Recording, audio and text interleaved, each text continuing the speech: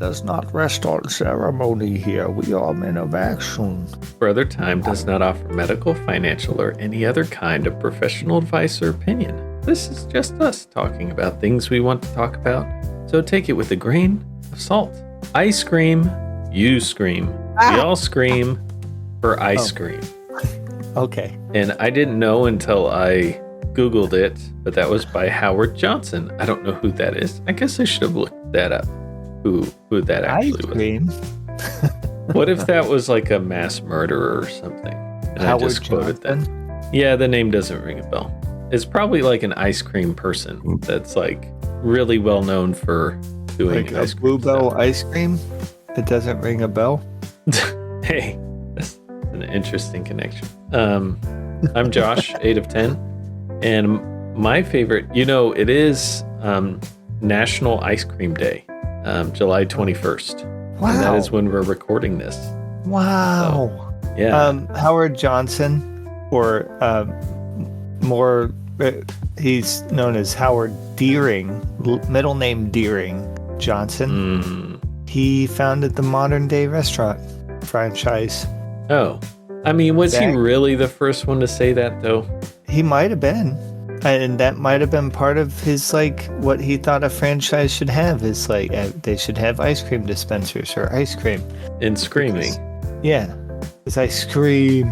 Anyways. So, I don't know if you ever did this, but when I was younger, I thought that phrase was, the best thing ever because you could loop it. You say, ice cream, you scream. We all scream for ice cream, you scream. We all scream for ice cream, you scream. Row your boat. Yeah. Anyway, I'm Josh, 8 of 10. My favorite ice cream flavor is peanut butter cup from Brahms. Nice. It's changed over the years. There was a time where I would say mint chocolate chip, specifically the Great Value brand that would come in a brick. Okay. That was always really good. But right now it's the peanut butter cup from Brahms because it is a lot of peanut butter in there, and the peanut butter cups are so good. Nice. Yeah, I have to say, since you said Great Value, that pops into my head.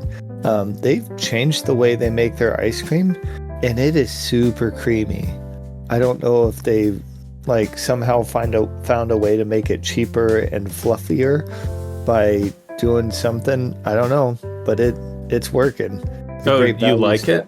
Great Value stuff is good. My favorite flavor is mint Oreo, which SJ is the one who introduced me to it because I wouldn't have touched it if they weren't it's the best flavor.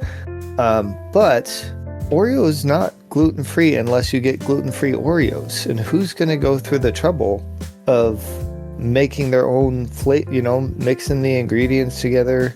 Not a lot of people. Gluten-free Oreos are good, so it wouldn't be an issue to it wouldn't ruin the flavor to make some gluten-free Oreo ice cream. But what I use it as is a way to not have ice cream. Oh, okay. Because I'm I can't have my favorite flavor, so why even bother? Why even bother? Why even bother is always a good reason to do anything. Or to not do anything. Yeah, I mean, I feel like it can be a tool for good. It can be a good tool for idiocy also, but it could be a tool for good. You gotta master the art of why even bother, Yeah, for dieting, I think it's okay, your favorite candy is X, but you could eat Y and Z. Or you could tell yourself, you know what, why even bother with Y and Z? Because it's not X. And then, just don't eat candy in that moment because it's not your favorite. Or chips. These aren't my favorite chips, so why even bother? Why even bother? Yeah. What's the point? It helps me diet a little bit.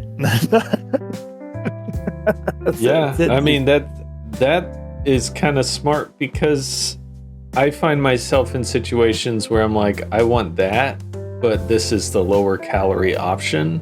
And I should just go with the lower calorie option. So why even bother? And so I just skip meals all the time. Oh, you do? I'm just kidding. I go weeks without eating because every meal I'm hungry. Why even bother? If you're not hungry, and the why even bother thing is that's when you're eating for enjoyment. and you can't enjoy it to the fullest extent, then why even? Anyways, I feel like you're taking it to another level.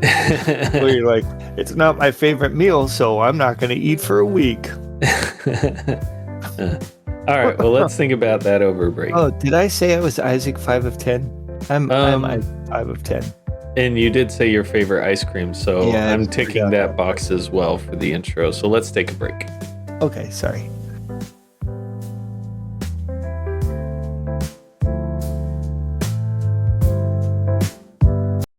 We're back from that break, and I know there was a story. It was last week or the week before that you had on the list that you didn't tell. I heard this story and I liked it, and I wanted to see if I could retell it in a good way.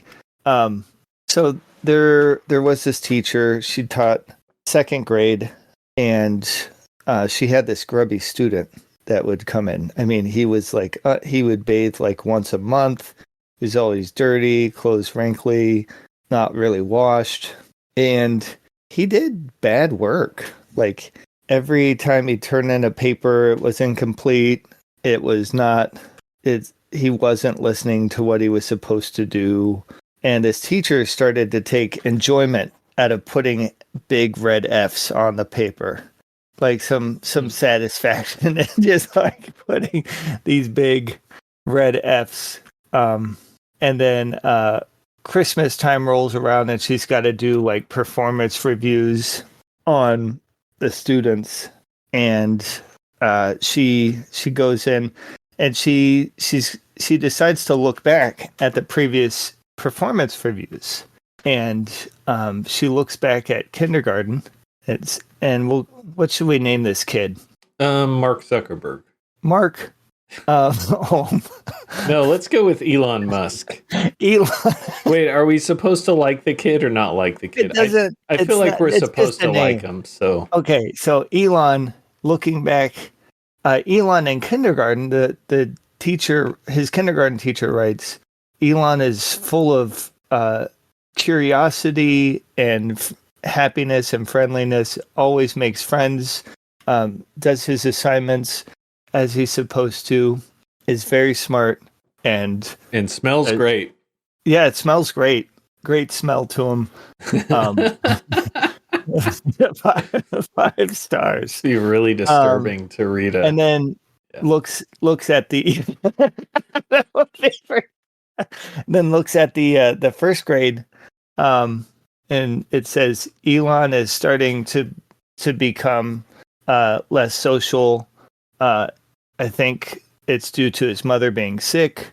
They're not sure if she's going to make it, and I worry about him as he becomes more and more detached. And she does some more digging and finds out that his mom had died, and it was just his dad taking care of him, and he's probably not doing the best job. So Christmas rolls around, and this kid wraps a fruit and newspaper and leaves that as a present on the desk. And all the kids are like laughing about it. All the other kids are making fun of him. And the teacher quiets the room and thanks him and makes a big show of it. But then the following months really starts to focus on him and give positive feedback and encourage him to interact. And over that year, he makes like a tremendous recovery and starts to come out and become more social again and do his assignments properly. So they keep in touch over the years. And that kid, Elon, he goes on to make Tesla. And oh wow, it's a good thing I suggested that name. Like that makes it so much more real. He goes on to have a much more successful life and outcome with the change in the way the teacher treated him. And he always would go back and thank her for all that extra attention and the extra effort that she put into him. And I just thought that was he ended up getting married and had the teacher come out to the wedding and be part of his life. And he always thanked her, but she also thanked him for teaching him about being an actual teacher, which I thought was funny because I was okay. So that was the story. What is your impression of it? What did you take away from it? I think the teacher taking like joy in putting F's on the paper was kind of a weird part of it. It like I don't know. It's hard for me to root for the teacher in any way. Taking like the idea of like taking joy in putting the F's on the paper type of thing. Like you're stinky. I don't like you. And I don't know. But I think that speaks to kind of a weird part of the human condition, or like everyone's personality, where there's this tendency to gang up on people. Yeah. Like he's already doing bad. He's already suffering. You don't know why. You made a mistake. People see the mistake, or you're not taking care of yourself. People see that, and it's just like people somehow find ways to make it worse for the person. And I like something that comes to mind is the homelessness issue, where cities and communities tend to criminalize homelessness at times. Yeah. They tend to criminalize poverty, which is like, it's one thing to say you don't want homeless people standing at the street corner asking for food. Like, sure, maybe you don't want that. It's another thing to arrest the homeless people for doing it. Well, I'd say there's a time and place for that. And the time is third grade. No, that's there. So I have strong feelings about homelessness, and I feel like it does relate to this student because you don't know what people are going through. Like you really don't know. And the reality is you don't care either. Like as much as we would like to pretend, oh, I care about every person, we don't. Yep. Like not to a level that is significant enough to push into action. What I have a problem with as far as like homeless in my area is a lot of them will say things that are just not true in order to evoke empathy from you, like hungry, need help. There's food banks, like countless food banks throughout Madison, the city I live in, that they have access to, like 14 hours a day, free food. They can literally walk in, no ID required, nothing required, just cans of food, loaves of bread, just about anything you might get from a grocery, you could walk into and get this stuff. So they're deceiving people in order to get empathy. Now, most people don't know those exist because they're not homeless and they don't, there's no, they have no need to know about the free food available to everyone. And then there's also shelters, homeless shelters all throughout Madison. So are they homeless? Maybe.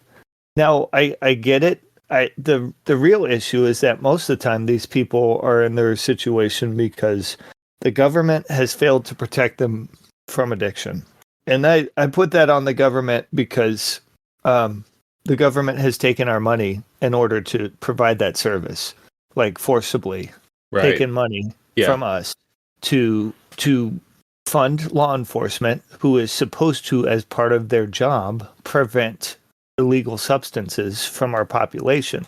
So it's a failure of government, essentially. And that I don't necessarily see people as innocent who are in that situation, but that doesn't really matter if they're. I mean, it doesn't, like, assigning them blame doesn't help the situation. Right. It just makes it easier to get mad at them and say, well, it's your fault. It makes it easy. It's all in one. I don't have to worry about you. I don't have to do anything because you shot yourself in the foot. Yeah. And I think that's maybe where most people go, is they say, I'm not homeless. I'm not experiencing that. So they must have done something wrong to put themselves in that position. And maybe they did. Like, let's say they did. Yeah. It's still victim blaming. Like, even if they're, I think so. Even if they're the ones that, they couldn't hold a job and so they got evicted and now they're homeless. I mean, it's still the system doesn't seem to have a place for them, whatever their situation is, and I think that's a problem. Yeah, it's it's a very short distance for most people from keeping up with the bills and homelessness. Yeah.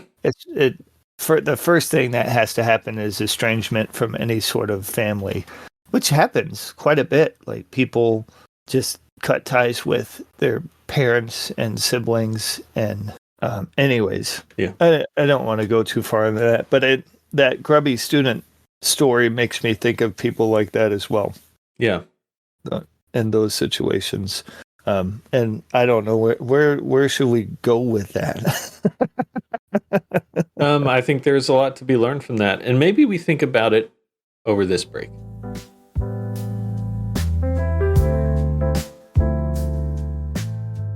And we're back. I'm going to switch up the order. Let's talk about personified vegetables, because I think this is a lighter topic. Kind of a fun idea I had driving home yesterday. So personified vegetables. So what I'm going to do is I'm going to give you a vegetable. Okay. And you're going to describe that vegetable to me as a person. Okay. Like, give that vegetable a personality. We'll talk about each of these, like how we would describe someone to someone else. And I think you'll get the hang of it pretty quick. Okay, so let's start with broccoli. Okay. What do you think about broccoli if they were a person? I don't know. Should I give them a name? You can if it helps. I would say broccoli. Benny Broccoli. Benny strong Broccoli. adventurous, always on the lookout for new challenges. I do think he always has a calculator in his pocket for some reason. Glasses, a pocket protector. But he also likes to go on hikes. You know, he likes to climb not mountains, but like tall hills. Yeah. So he's really smart, athletic. He wears horn-rimmed glasses. Yeah. He maybe looks a little too closely at the grass on his hike. Like he stops and his friends are like, come on, dude. Like we've seen this grass. Well, he's out of breath. He's got asthma. He's got an inhaler. Okay. All right. Let's do peas. Okay. I think they're just like cute little babies. Yeah, they've got high-pitched voice and big eyes. Maybe skinny little arms and legs. And they usually tuck them and just roll around.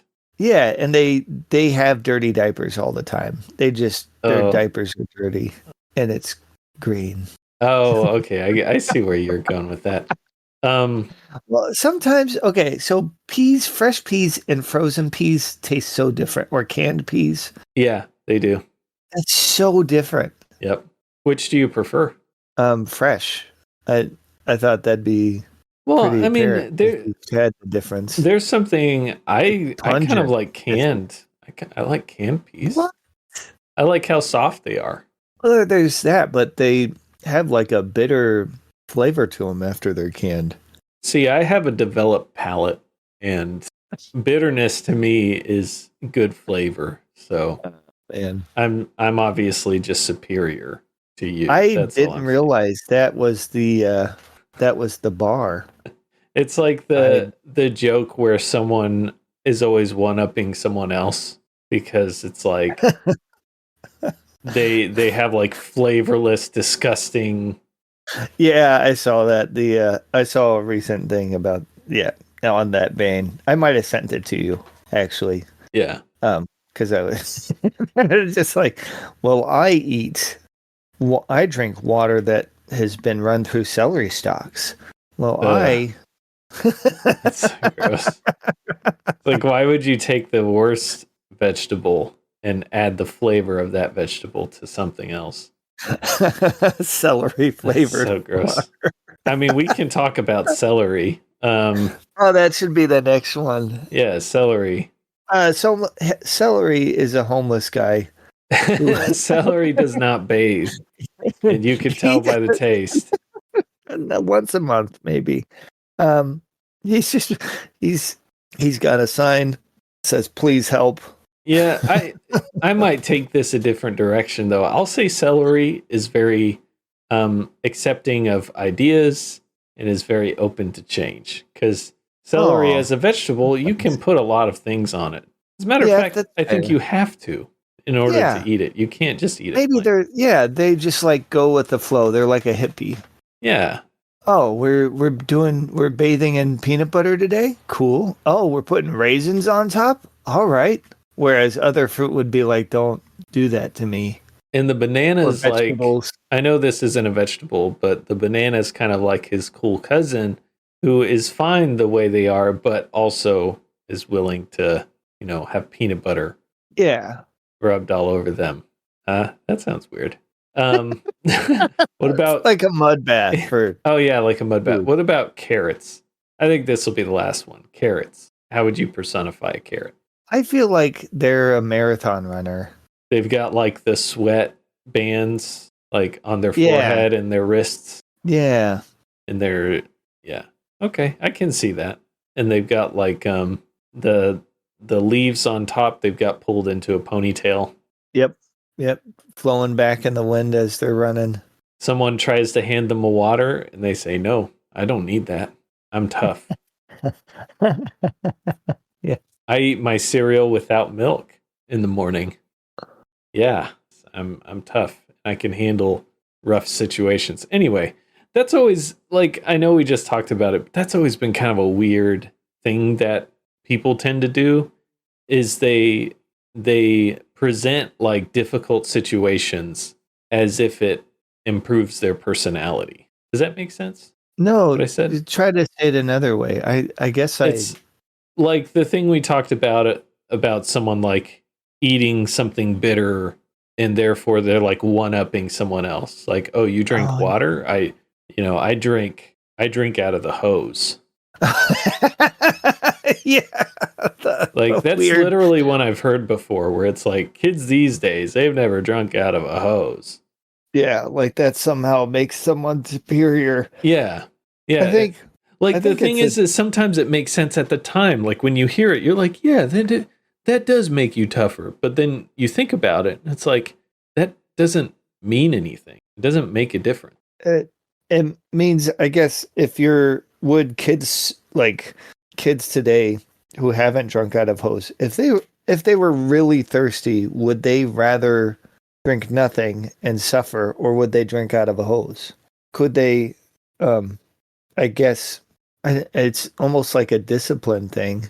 But it's discipline either way. It's like with the dieting stuff. It's not pristine bottled water, so I'm not going to drink anything. Yeah. Can you suffer for your principles? That would be the other side of things. Man, that's a weird. I don't know what side I'm on now. I used to be on team drink from a hose, but now there's some. I have to respect people who are like, I will be thirsty. I will nearly die of dehydration. Yeah. Not drink out of a hose. Yeah, I guess. I mean, I think drinking out of the hose does have some additional risks. Yeah, because you don't know what's crawled up inside of that hose. Yeah. We, as kids, I would find like dead frogs inside of hoses and stuff. And the next day or hours later, we were drinking out of that hose. Yeah, that's pretty gross. I think our last topic today, laser microbots. You put this in. I didn't know these things were real, but they have. So the microbots that are controlled by lasers. So they don't have lasers on them. They're like run by laser controlled robots. That's a lot. I know. That's a lot less fun. Well, these things are the size of cells. So they're used for manipulating cells, like taking pieces off of them or actually pressing cells together and manipulating them. There are different shapes and sizes of these things, but in order to make it like close and puncture and all the different things that it can do, like grab onto it, it actually takes lasers shooting at it to give it. I think it gives it both the instruction and the power to do it. So the Interesting. Yeah, they're so small.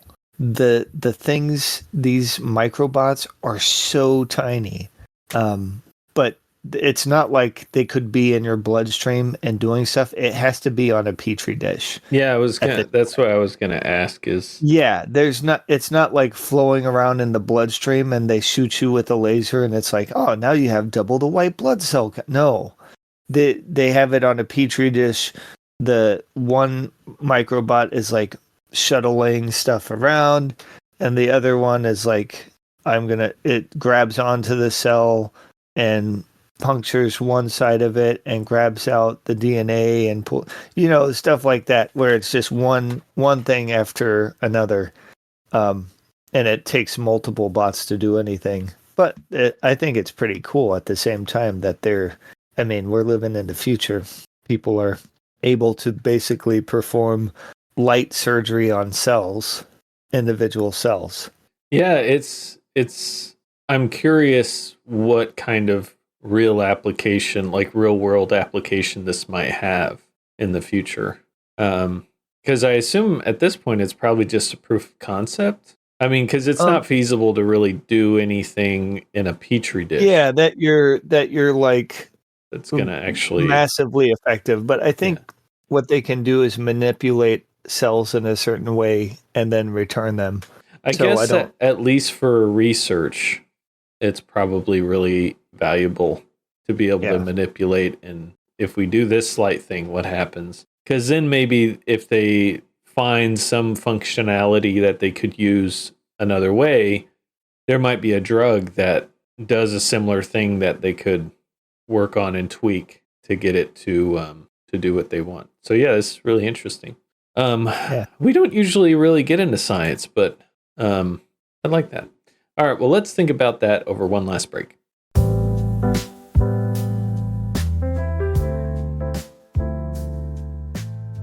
And we are back again, and I've got my tiny robots with me. I bought a few. They sent them to me. The box looked empty, but I'm going to assume that they're there. Is it the Sea Monkey brand? Yeah. Yep. Yeah, Sea Monkey tiny robots. That's what I bought. And the box has like a picture of Iron Man when he's changing, like when he gets his nanobot suit. Oh, nice. And that's what kind of drove me to buy it. It was pretty expensive. And do you think that technology will ever exist? I'm not sure at this point. I don't think it'll ever exist in the way that it was shown. The sci-fi world likes to show it where you've got microbots creating a solid surface. No, that makes no sense. I think if you get them small enough and if they're capable, you could actually have them form like a device. Like some of them are conductive, some aren't, and you could have them form like circuitry and stuff like that. That would be interesting. I don't think it'll be nearly as good as a fabricated like circuitry, at least not for a long time. But really, that's would be so far in the future. I don't think we're anywhere near that. Sorry to dash everyone's hopes, but I mean, like 30 years in the future, or like 3,000 years in the future. I don't know. I can't fathom a way for that to actually work. I think if it becomes necessary, humans will find a way. Maybe, but I don't think it'll become necessary. But if it did, I feel like that the way you just described it is possible, and I believe in the human innovation that it could overcome basically anything. But I don't know. Yeah, well, actually, we're closing the podcast. I seem to have gotten lost in the topic a little more because it's really interesting to think about. Tiny little robots. Can I say who the winner is? Sure. Yeah. It's Elon. I was actually going to say that. Like the touching backstory we heard today about Elon Musk and him being a little stinky student and not getting his schoolwork done. It really explains a lot about him, doesn't it? By the way, different Elon. But it is how he got his last name, Musk. Origin story. Okay, well, congrats, Elon Musk, on your win this week. Yeah. I know you need it with everything going on. Hey. So, what's going on? Well, we can talk about that next week. Yeah, we can talk about it. If you enjoyed the podcast, please rate and review it, and you can find us online at brothertimepod.com. brothertimepod.com.